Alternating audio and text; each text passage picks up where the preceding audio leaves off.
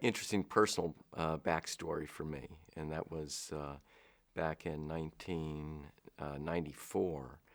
I took up a meditation practice, and it was something that I was always curious about, meditation as a means of kind of plumbing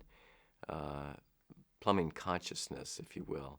Matter of fact, back in graduate school at University of Minnesota, I started a meditation course back then, and for some reason it just didn't take. Sitting down and doing that kind of inner focus can be a very frustrating ordeal, and it was for me then. But there was something really attractive to me about as a scientist, about the idea that methodologies might have been developed literally over thousands of years to plumb domains of inner space.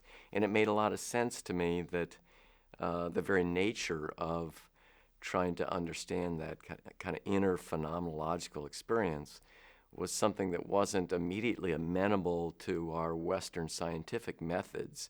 You really had to use a different kind of methodology to get in there, using metaphor and description. And so that idea really appealed to me, and just didn't take back in graduate school. Back in '94, I had another opportunity to give meditation a try, and something really clicked for me this time, and frankly opened up a window. I might call it a spiritual window, a window that really shifted in a profound and important way my understanding of, or my sense of the mystery of consciousness, the mystery of life, the nature of self, the nature of soul, raising all sorts of questions about, what are we doing here and why, and what's this really about? And it launched me into a lot of personal exploration about what I was going through personally. What's the nature of spiritual transformation? This word, God and spirituality and soul, that really had virtually no meaning to me, or very little meaning to me prior to these experiences, all of a sudden took on great interest and import. And so I found myself very curious about a whole bunch of things that I knew nothing about, and really did not fit very well with my position as a professor in the departments of psychiatry and neuroscience doing drug abuse pharmacology research. I read a lot about comparative religion, trying to understand my own path, if you will, and then had the fortune, I believe, of being introduced by a colleague, Bob Schuster, former director of the National Institute on Drug Abuse, to Bob Jesse, who was president of the Council on Spiritual Practices, and Bob, and this Council on Spiritual Practices is very interested in the nature of the primary religious experience, secondarily in how entheogens inform our understanding of this experience. And so I spent a good bit of time chatting with Bob Jesse about the nature of religious experience and spiritual transformation. That was really quite enthralling to me. And in the course of that, he really, I think, prompted the idea that, you're a psychopharmacologist, you could actually study this, and that was really intriguing to me, to make use of what I was prepared to do as a scientist at Johns Hopkins, and integrate that with this curiosity about the nature of spiritual transformation and religious experience. And so Bob introduced me to Bill Richards.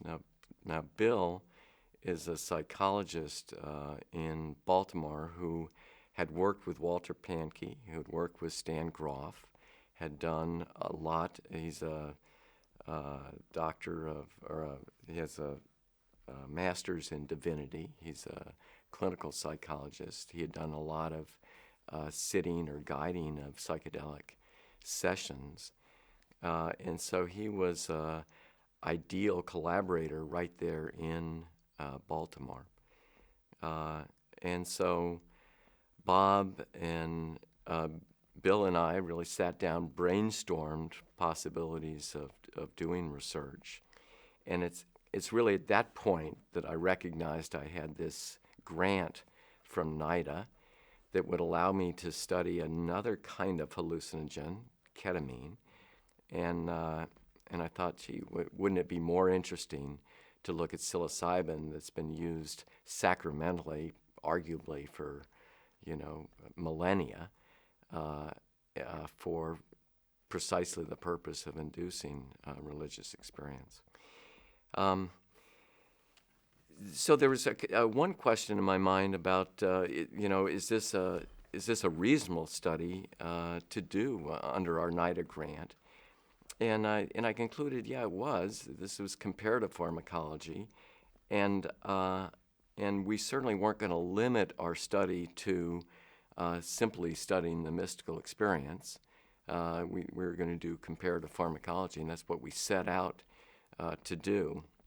I think I was in a interesting position to undertake that study because I really did not care one way or another how that study came out.